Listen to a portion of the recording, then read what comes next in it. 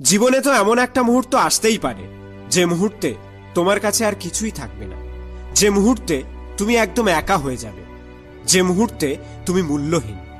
তোমার দুঃখের গল্প শোনার মতোও তোমার পাশে কেউ থাকবে না। সবার চোখে তুমি অপদার্থ, কুলাঙ্গার, ভ্যালুলেস একটা ব্যক্তি। সেই মুহূর্তে তোমার সাথে কেউ মিশতেও চাইবে না।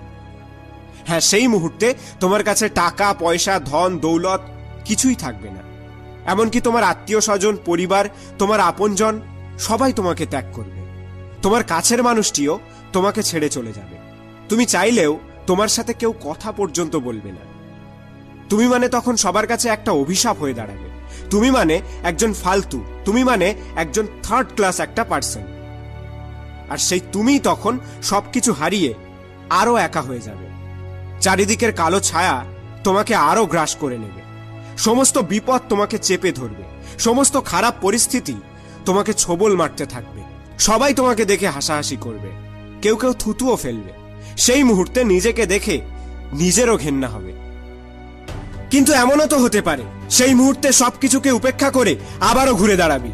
মানছি তোর কাছে আর কিছুই থাকবে না, কিন্তু তোর সাহস তো থাকবে। মানছি তুই তখন মূল্যহীন, কিন্তু নিজের প্রতি বিশ্বাসটা তো থাকবে। সবার চোখে তুই অপদার্থ হলেও তুই নিজে জানিস তুই কি জিনিস। দরকার নেই কেউ পাশে থাকার, দরকার নেই কারোর ভালোবাসার।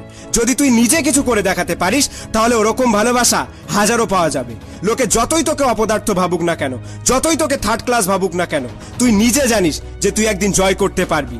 আর যাদের মধ্যে জেদ থাকে তারা একাই যে কোনো কিছু করে দেওয়ার ক্ষমতা রাখে। আর যাদের মধ্যে সাহস থাকে তারা কোনো কিছুর ভয় করে না। যারা নিজের উপরে ভরসা করে তারা কোনো কিছু তোয়াক্কা করে না। তারা জানে আজ না কাল একসময় সবকিছু ঠিক হবেই। শক্ত হয়ে দাঁড়িয়ে থাক, আসতে দে খারাপ মুহূর্ত। তাদের বিরুদ্ধে লড়াই করার জন্য নিজেকে সর্বদা প্রস্তুত রাখ। একা এসেছিস, একা চলে যেতে হবে, সাথে কেউ থাকবে না। আর কেনই বা আশা করছিস কেউ সাথে থাকার? দরকার নেই। কি করবে তোর সাথে থেকে? কিছুই করতে পারবে না, কারণ তুই একাই 100।